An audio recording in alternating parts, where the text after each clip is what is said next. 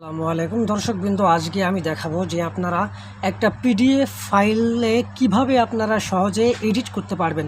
অনেক সময় দেখা যায় যে পিডিএফ কোনো ফাইল আসে যেগুলো একটু এডিট করার প্রয়োজন হয়, তো অনেকে আমরা জানি যে পিডিএফ এডিট করা যায় না। তো আজকে আমি দেখাবো যে কীভাবে আমরা সহজে এডিট করতে পারবো। তো তার আগে একটা কথা বলে নিই, যদি আপনারা আমার চ্যানেলে নতুন হয়ে থাকেন তাহলে অবশ্যই আপনারা চ্যানেলটিকে সাবস্ক্রাইব করে সঙ্গে থাকবেন।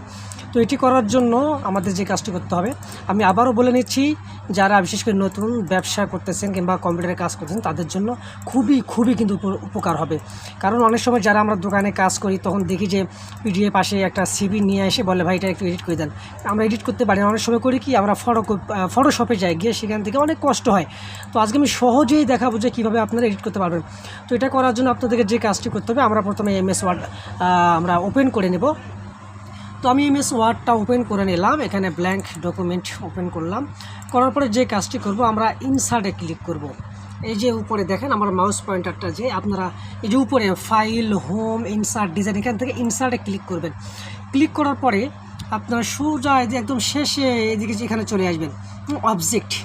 এই যে দেখেন, আমি ভালো করে দেখাচ্ছি, দেখতে হয়তো একটু কষ্ট হচ্ছে।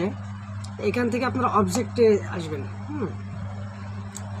এই যে অবজেক্টে, এই অবজেক্টে আমি যখন এখানে যখন ক্লিক করব, তো এখান থেকে দেন টেক্সট ফ্রম ফাইল, এখানে লেখা আছে টেক্সট ফ্রম ফাইল।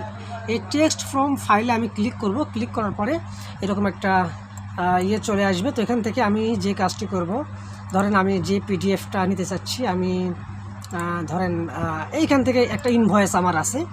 তো ইনভয়েসটা আমি, এটা কিন্তু পিডিএফ, আপনারা দেখতে পাচ্ছেন স্পষ্টভাবে, এটা কিন্তু আপনারা দেখতে পাচ্ছেন এটা কিন্তু একটা ইনভয়েস পিডিএফ ফাইল। তো আমি এই পিডিএফটাকে আমি সিলেক্ট করলাম। সিলেক্ট করার পরে এখান থেকে আমি কি করব, ওপেন করে দিব। ঠিক আছে, আমি ওপেন করে দিলাম, দেখেন ওপেন করে দিচ্ছি। ঠিক আছে, আর কিচ্ছু করতে হবে না, আমি শুধু জাস্ট ওপেন করছি।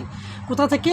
প্রথমে ফাইলের যে ট্যাবগুলো আছে এখান থেকে ইনসার্ট, ইনসার্ট থেকে অবজেক্ট, এই যে অবজেক্ট, অবজেক্ট থেকে টেক্সট ফ্রম ফাইল। ঠিক আছে, টেক্সট ফ্রম ফাইল, এই যে এটা। তারপরে যখন ওপেন করলাম, এখন দেখেন এখানে যে এই যে লেখাগুলো, দেখেন ধরেন আমি একটু যদি বড় করে নিই আপনার দেখার সুবিধার্থে, ধরেন আমি এখানে 1 আছে, এখানে আমি 2 দেবো। তা আমি এখানে কিবোর্ড থেকে আমি ব্যাক স্পেস করলাম। এই যে দেখেন 1টা কিন্তু চলে গেছে। এখন আমি যদি 2 দেই, এখানে এই যে দেখেন 2 হয়ে গেছে।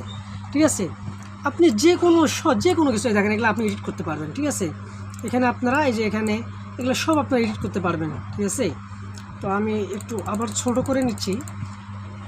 তো যে কোনো সব কিছু আপনার দেখেন এডিট করতে হবে। আমি যদি ইচ্ছে করি এটা আমি কেটে দিব, দেখেন আমি এটা ডিলিট করে দিলাম, দেখেন চলে গেছে। ঠিক আছে, খুব ইজিলি ভাই।